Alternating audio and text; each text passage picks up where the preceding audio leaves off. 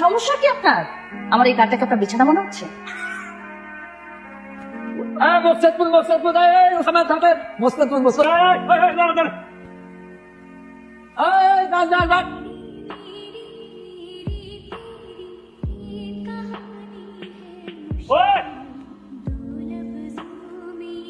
আরে এটা ওই ছেলেটার ব্যাগটা না? মনে হয় মনের ভুলে ফেলে রেখে গেছে ব্যাগটা। নাহিদ চৌধুরী সাহেব বাসা কোন দিকে? এই সামনে মহল্লা থেকে বাম পাশে। Thank you. কাকে চাচ্ছেন? নাহিদ চৌধুরী। আমি নাহিদ চৌধুরী, বলেন। দেখি তো মামাকে। আমি আপনি কি ওয়েডিং ডায়ারিজ ইভেন্ট ম্যানেজমেন্ট থেকে আসছে? এতক্ষণ লাগে আপনার আসতে? কিছুক্ষণ আপনার আসার কথা ছিল। মামা আমাকে বন্ধু নোটে কথা বলেছিল, ভাবলাম আমার ইভেন্টের ডেকোরেটের কাছে আমার দেখে দিই। টাইমের তো ঠিক ঠিকানা নেই। মনে বললাম না, ব্যাগ হারাইছে। আচ্ছা আচ্ছা আচ্ছা, হয়েছে হয়েছে। ঢাকা থেকে ইভেন্ট ম্যানেজার লোক আসবে, তুই আমাকে বলবি না? আসেন আসেন। আসেন আসেন। অনেক ব্যাগটা যে বাস থেকে নিয়ে আসলাম, ব্যাগটা তো ফেরত দেওয়া দরকার। ব্যাগটা একটু খুলে দেখি কোনো মোবাইল নম্বর পাওয়া যায় কিনা। একটা ডায়েরি দেখা যায়, বাসায় গিয়ে দেখি। কিছু বলবেন? ফোনটা একটু পাওয়া যাবে, ব্যাগ চুরি গেছে তো। হ্যাঁ হ্যাঁ। Thank you. Thank you. আমি টেক্সট করে দিয়েছি। জীবনের কাছে জীবনের সমর্পণ।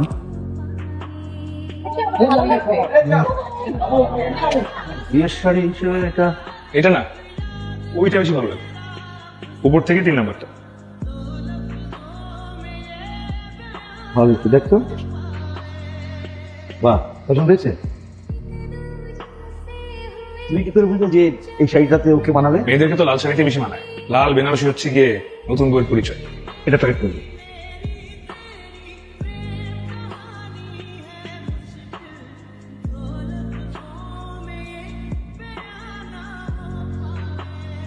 আপনার রুচি অনেক সুন্দর, সাজানো খুব সুন্দর হচ্ছে। আপনার হাজবেন্ড কি করে? জানি না। দেখতে নিশ্চয়ই সুন্দর, আপনার দুজনকে নিশ্চয়ই অনেক মানায়। তাও জানি না। হলুদে কি পরবেন? কাঁচা হলুদ কালারের শাড়ি। আমার ডিজাইনের সঙ্গে আপনাকে খুব মানায়। যেরকম সর্ষে ফুলের মতন শুভ্র, তখন সুন্দর লাগবে।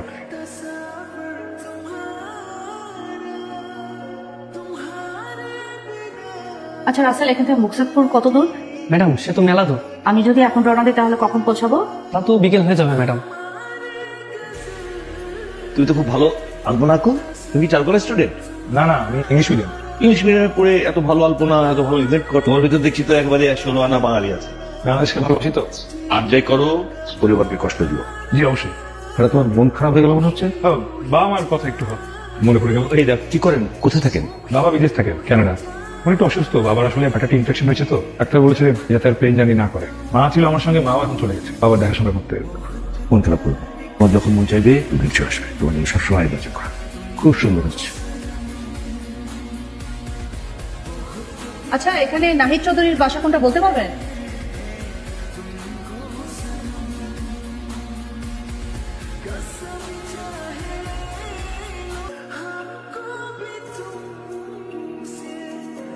আমরা যারা পরিবারের বয়োজ্যেষ্ঠ, আমরা সবাই চাই আমাদের ছেলে মেয়ে এবং ভাই বোনেরা সুখে থাকুক। আসলে আমরা কখনো জানতে চাই না তাদের কোনটাতে সুখ এবং কোনটাতে ভালো লাগা। তাহলে শুনুন। পেশেন্টের ব্লাড গ্রুপ চেক করার ব্যবস্থা করুন। স্যার আমি দেখছি। ওনার ব্লাড গ্রুপ পাওয়া গেছে, এবি পজিটিভ। অনেক রক্ত ঝরেছে, এখনই 2 ব্যাগ রক্তের ব্যবস্থা করুন।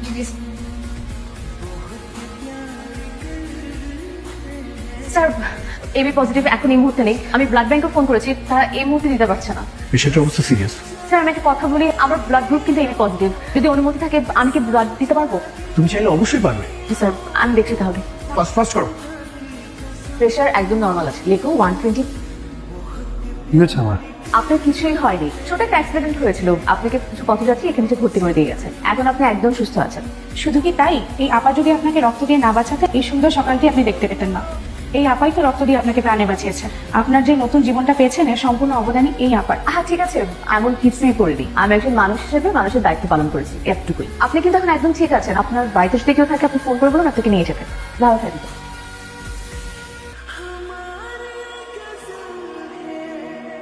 হ্যালো সোমা আপা, পহেলা বৈশাখে স্বেচ্ছায় রক্তদান কর্মসূচির জন্য আরেকটা ব্যানার বানাবো। তোমার একটা ছবি দাও তো।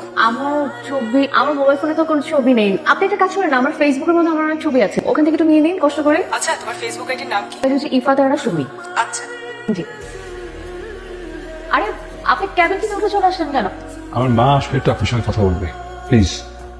হ্যালো, আসসালামু আলাইকুম। তোমাকে কি বলে যে ধন্যবাদ জানাবো বলার ভাষা নেই। আমার ভাগ্যের কি পরিহাস, বাবার অসুস্থের জন্য আমিও দেশে আসতে পারছি না। আমার ছেলের নতুন জীবন তুমি দান করেছো মা। আমি তোমাকে কি বলে যে ধন্যবাদ দিব? আন্টি, আপনি কিন্তু খুব বাড়িয়ে বলছেন। আমি তো শুধু আমার দায়িত্বটাই পালন করেছি, আর কিছু করি। মা, শুনলাম ও নাকি আজকে বাড়িতে যেতে পারবে। তোমার যদি কোনো কষ্ট না হয় শোভনকে একটু বাড়িতে পৌঁছে দিয়ে আসবে মা।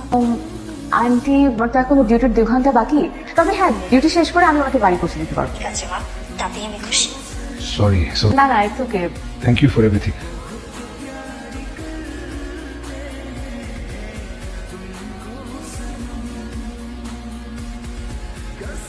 সুমি, শুভ জন্মদিন। আপনার বার্থডে কিভাবে জানলেন? তো ফেসবুক থেকে। আমার ফেসবুকে কিভাবে জানলেন? ওই যে সেদিন আপনি ফোনে কথা বলছিলেন না, ওখান থেকে আপনার ফেসবুক আইডির নাম আমি জেনে নিয়েছি। এবং কান পেতে কথা শোনা কিন্তু খুব খারাপ কাজ। দেখেন, কান পেতে না শুনলে আপনার ফেসবুক আইডি আমরা যে করেও বের করতে, কারণ মা আপনাকে দেখতে চেয়েছে। This for you, happy birthday. Thank you. আপনি বিয়ে করেছেন? কেন? হ্যাঁ, এমনি। আপনি প্রেম করেন? না না, সময় পাই না, নিজেকে সময় দেওয়ার সময় পাই না। বয়ফ্রেন্ড কি করে, উনিও ডাক্তার। আমি প্রেম করি না। প্রেম মানুষকে ফাঁকি দেয়। এই জন্য আমি ভেবেছি যাকে পছন্দ করবো তাকে একেবারে বিয়ে করে ফেলবো। চল, কোথায়? বিয়ে করতে না, ঘুরতে। যেহেতু আমার বার্থডে আপনি আমাকে ফুল নিয়ে আসলেন, আজকে আপনাকে নিয়ে ঘুরবো, আপনাকে ট্রিটও দিব। চল। শোভনের বিশ্বাস আর সুমির সরলতায় ভালোবাসা একজন আরেকজনকে স্বপ্ন থেকে একটা সংসার এসছে। তারপর একদিন অনেকদিন তো হলো, এখন আর আমার অপেক্ষা করতে ইচ্ছা করছে। মানে এখনই তোমাকে আমার নিজের করে দিতে হবে। আপনি পরিবার কি বলেন? আমার পরিবার তো রাজি। মা বাবা আমাকে বলবো তোমার পরিবারের সঙ্গে কথা বলতে, ওদের যদি কোনো আপত্তি না থাকে আমি চাই এই মাসে তোমাকে ঘরে তুলব। এই মাসে আপনার একটু অপেক্ষা করবেন প্লিজ। আমি মাসে শেষেই বাড়িতে যাবো, এই মামার সাথে সামনাসামনি বসে কথা বলবো। প্লিজ প্লিজ প্লিজ, তুমি এখনই আজকে কথা বলো, এই মুহূর্তে কথা বলো। আপনি একটু শান্ত হন। আচ্ছা, কালকে মামার সাথে কথা বলবো। বসে আপনি এখন? হ্যাঁ, তুমি আমাকে এখনো আপনি করে ডাকো কেন? তুমি করে বললাম আমার। প্রত্যেকটা মেয়ে চায় তার জীবন সঙ্গীকে তুমি করে ডাকতে। যেদিন আপনার আর আমার বিয়ে হবে সেদিন আমি আপনাকে তুমি করে ডাকবো।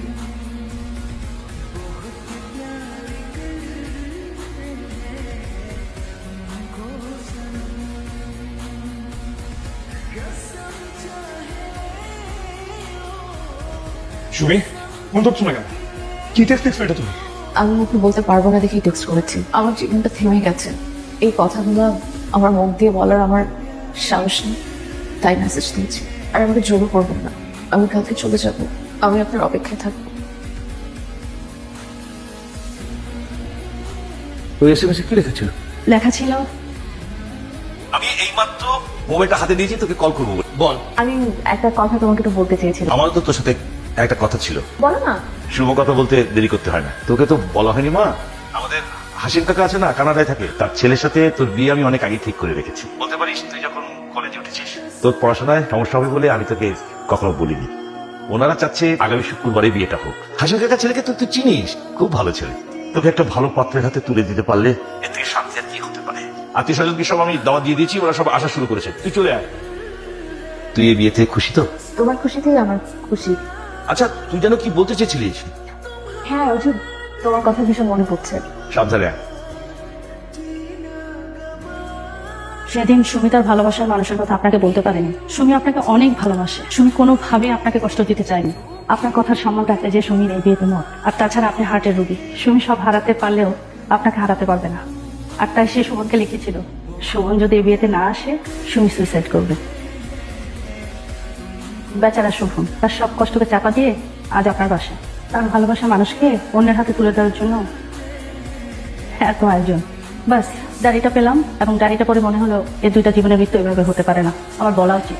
সুমির শুভনকে তুমি আর বলা হলো না। এই কথাগুলো বলার জন্য আপনার এখানে আসা নাই। আমার যদি কোনো ভুল হয় ক্ষমা করে দিবেন।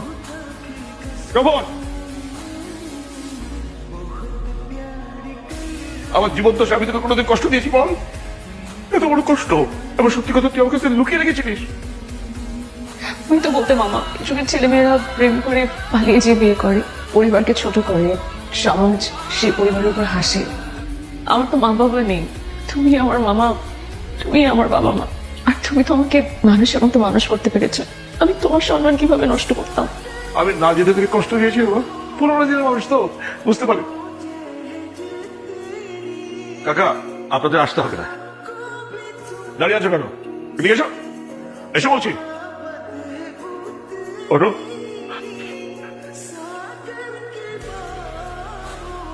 তো তুমি কে?